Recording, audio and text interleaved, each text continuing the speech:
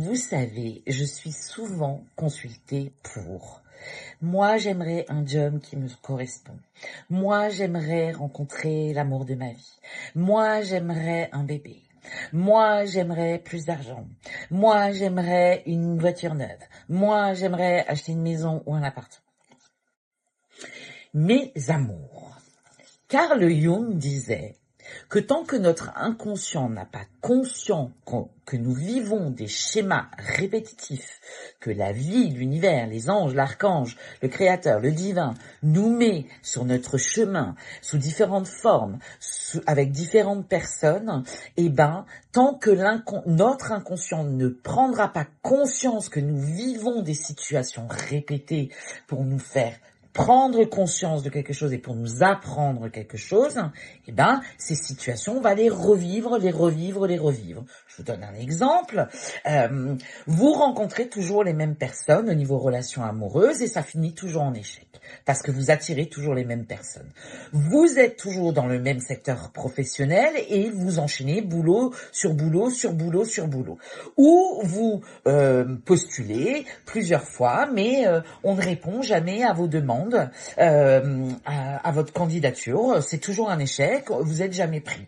Ou vous êtes dépensier. H24, votre argent fluctue comme ça, vous êtes tout le temps en train de dépenser. Vous avez toujours des factures, vous vous endettez et vous recommencez. Toujours les mêmes schémas cycliques, comme un rond la boucle. Voilà, vous faites du manège.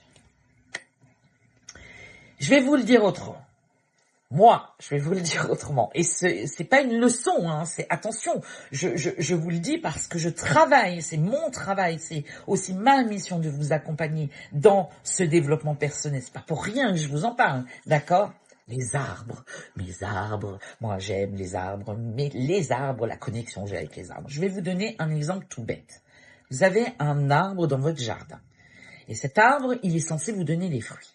Sauf que vous vous rendez compte, qu'il pousse pas correctement. Il est un peu boiteux, il est un petit peu bancal, il est pas du tout, il s'ouvre pas du tout, il est pas du tout heureux, il est un peu étriqué, il a des branches cassées, il vous donne un fruit, 2 fruits, 3 fruits, vous vous dites mais c'est pas possible cet arbre, pourquoi il est là, il est censé me donner des fruits, il est censé faire son travail. Ben oui, mais si ses racines ne sont pas traitées, si ses racines elles manquent d'eau, si ses racines elles manquent d'attention, elles manquent d'air, si ses racines ne sont pas soignées, si ses racines ne sont pas coupées, si vous n'élaguez pas votre arbre pour lui donner une direction et pour lui donner de la respiration, si vous ne le soignez pas à la racine, il vous donnera peut-être que 1 fruit ou 3 fruits, au lieu de vous en donner des milliers. C'est exactement la même chose avec les loyautés transgénérationnelles, avec les dettes karmiques.